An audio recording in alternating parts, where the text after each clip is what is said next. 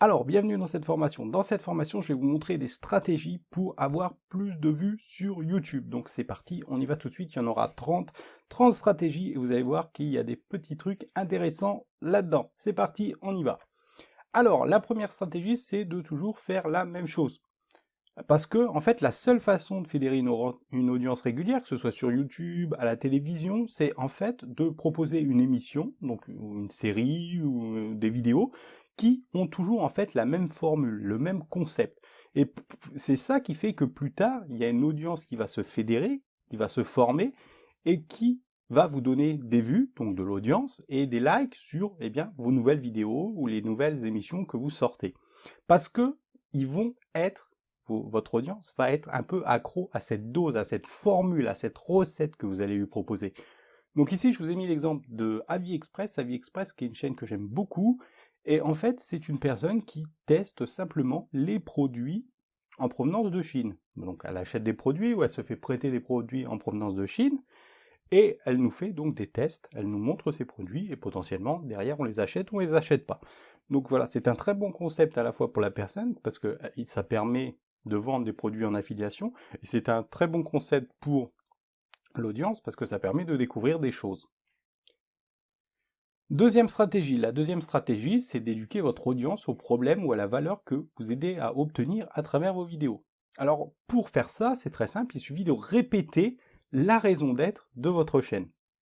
Par exemple, ici, je vous ai mis l'exemple d'influence hypnotique. Donc, influence hypnotique, sur sa bannière, par exemple, il va répéter le message, la raison d'être de sa chaîne.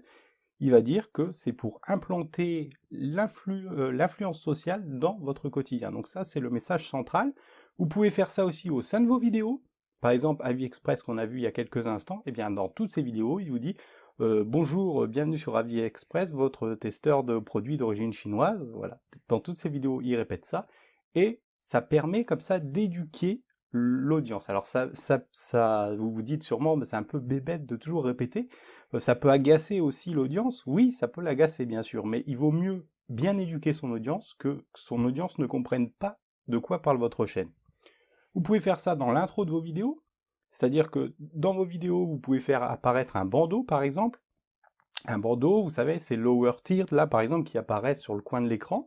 Comme vous pouvez aussi le faire dans l'intro de vos vidéos. Dans l'intro de vos vidéos, vous pouvez répéter le message, la raison d'être de votre chaîne. Pourquoi les gens doivent la regarder en fait. Et puis, comme je vous dis, n'ayez pas peur d'agacer le spectateur. N'ayez pas peur de faire apparaître beaucoup de fois la raison d'être de votre chaîne pour bien que ça rentre. Quitte à un peu à vous aliéner un petit peu à certaines personnes.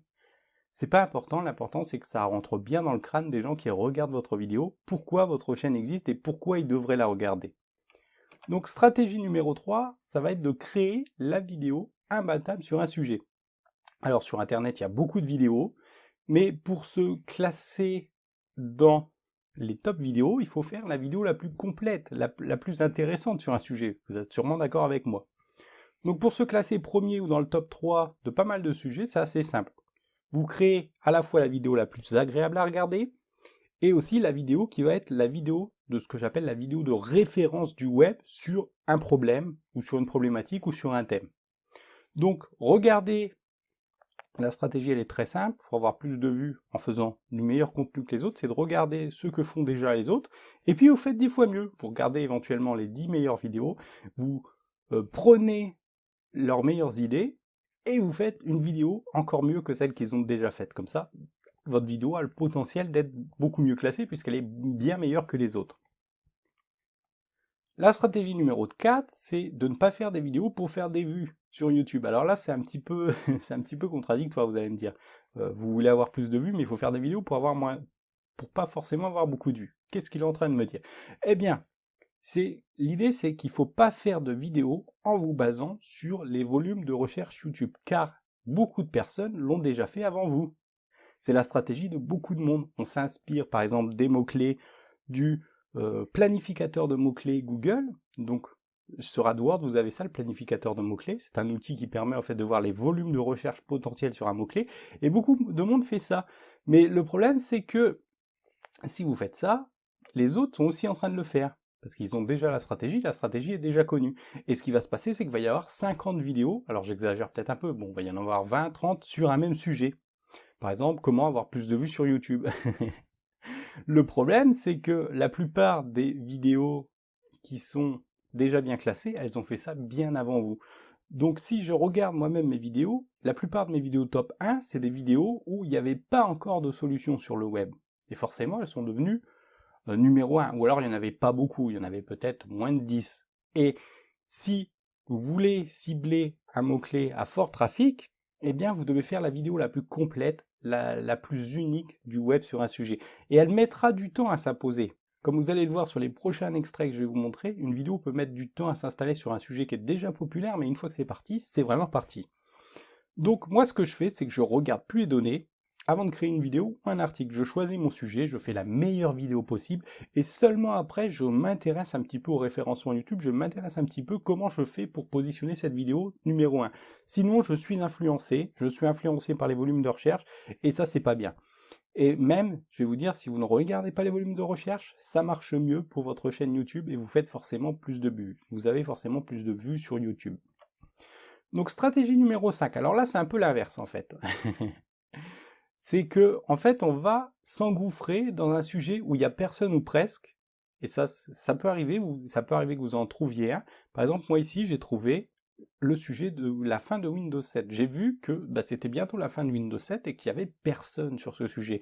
Donc je me suis dit, là tu vas faire une vidéo, là je savais qu'il y allait avoir un fort volume, il n'était pas encore très présent, mais je savais que ce fort volume allait arriver, parce que c'est bientôt la fin de Windows 7, ça concerne beaucoup de personnes, et c'est une date vraiment proche.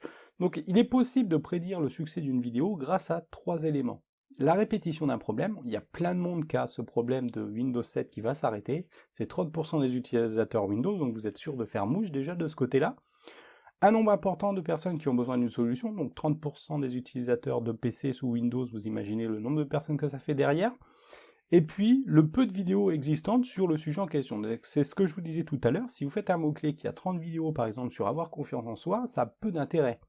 Ça a peu d'intérêt en matière de volume d'audience, volume de visiteurs que vous pouvez obtenir, parce que devant vous, il y a plein de vidéos qui vont être choisies avant vous. Mais quand il y a peu de vidéos sur un sujet, c'est une superbe opportunité.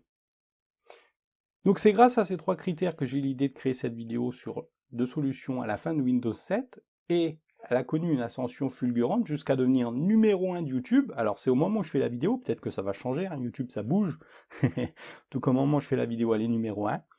Et je l'ai faite simplement parce que moi aussi, j'avais rencontré ce problème, et puis je ne me suis pas basé sur les volumes de recherche. Je savais que ça allait être populaire, il y avait un potentiel d'être populaire, mais jamais je me suis dit je vais devenir numéro 1.